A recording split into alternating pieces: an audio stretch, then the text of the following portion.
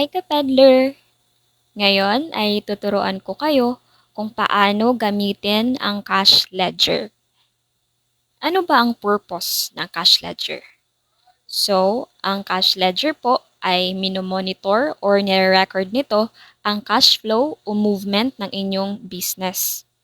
In other words, ang cash ledger po ang tumutulong mag-monitor ng mga pumapasok at lumalabas na pera sa inyong negosyo. So, from cash on hand at sa iba pang digital wallets kagaya ng GCash, Maya, at iba pa. So, ang una ninyong gagawin ay pumunta sa Cash Ledger tab. At ito na po ang makikita ninyo. Dito, may default na po na cash on hand sa cash type. Ang gagawin na lang natin ay mag-add ng iba pang mga wallets na makikita natin sa ibaba na color pink. So, yan, itong add cash wallet. So, pindutin ang cash wallet. And then, pumili tayo kung ano ang wallet ang gusto nating i-add. So, halimbawa, itong cash in bank, save, at yan. Yan na po ang makikita natin. Maaari din pong mag-set up ng wallet sa ating store tab. So, punta lang po kayo sa ating store tab. Yan. So, store POS settings. Payment type. At piliin kung anong wallets ang gusto nating i-on.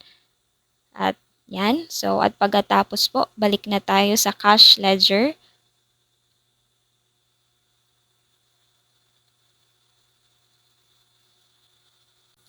At makikita na natin na nag-appear na ang mga ito.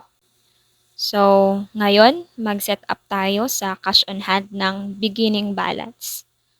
So, ang beginning balance po ay ito kung magkano ang pera ninyo before kayo nag-open ng inyong tindahan. So, halimbawa po, meron kayong 5,000 and then input nyo po yung amount and then save. Sa GCash, merong 5,000 din. So, pindutin ng GCash. Input yung amount, yung 5,000, and then save din. Yan. So, automatic po na magre-reflect or mag-a-appear sa total cash ang kabuuan or ang total ng inyong pera. So, dito meron tayong 10,000. Yan. Ngayon, kung sa operation naman, punta lang tayo sa ating POS at pagkatapos, pili tayo ng product na bibilhin ni customer. So, halimbawa, bumili ng breadsticks at cal cheese. Yan. So, swipe review at pwede natin i-input ang details ng customer. Pero, optional lang po ito. And then, confirm. Pumili ng payment type. So, halimbawa, itong cash. And then, exact amount. At pindutin ang proceed. So, receipts. And then, done. So, saan natin makikita ang invoice ng binili ng customer? So, pindutin lang ang receipts, completed, at makikita na natin ito. Check din natin ito sa cash ledger kung pumasok ba. So, ayan, pumasok. Next, paano naman kung may gustong umutang sa tindahan ninyo?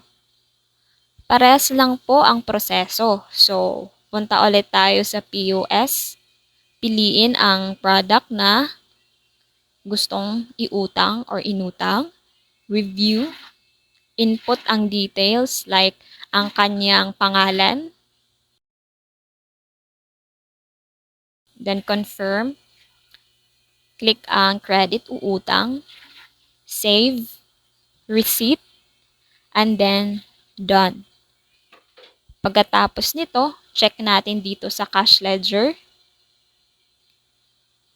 So, makikita ninyo na walang pumasok na pera kasi utang po ito. Makikita natin ito sa credit ledger. Yan.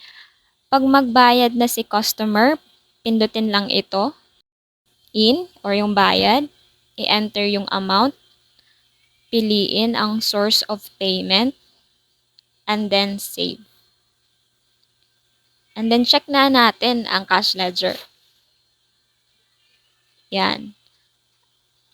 At pumasok na ang benta. So, kung napapansin ninyo dito sa transaction, may cash in at cash out sa ibaba. Cash in, yan yung kung magkano ang pera na pumasok sa inyong tindahan. At cash out naman po kung magkano ang lumabas. So, subukan natin sa cash out. So, halimbawa, expenses, magro-grocery ako. So, bali, kukuha ako ng 3,000. So, pili tayo ng cash source and then save.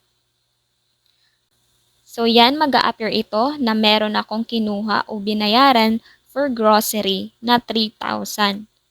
So, bale, yung pera na nakalagay dito, mababawasan ng 3,000. So, check natin ang upper right corner which is yung ating report. And then yan, ang ating makikita. Dito, pwede nating ma-select yung duration. So, halimbawa po, gusto natin makita ang last month, last week na pera, and then yung wallet din, pwede natin ma-check kung magkano ang pumasok dito. Kagaya ng GCash at iba pa. Dito naman po si date, kung baga from November hanggang December na nakalatag na dito kung magkano ang pera na pumasok sa ating tindahan. Pwede din natin i-check sa summary. Ayan, so makikita natin. Check natin ang fund transfer. So, sa fund transfer po, ito ang ating makikita. Ang sending wallet at receiving wallet. Dito sa fund transfer, kung gusto mong ilipat ang inyong benta. So, halimbawa po, sa cash on hand at gusto mong ilipat ang pera sa GCash. So, pwede mong gawin ito dito. So, for example, gusto kong ilipat ang 2,000 cash on hand ko sa GCash. So, input lang natin ang amount and then save. Check natin sa GCash or sa cash on hand. So, ayan, makikita na natin na nababawasan.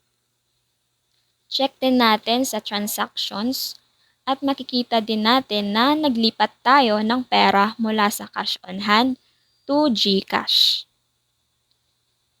Yan. So, ganun lang po kasimple. Sana po naintindihan ninyo at sana nakatulong ang video na ito. So, salamat po.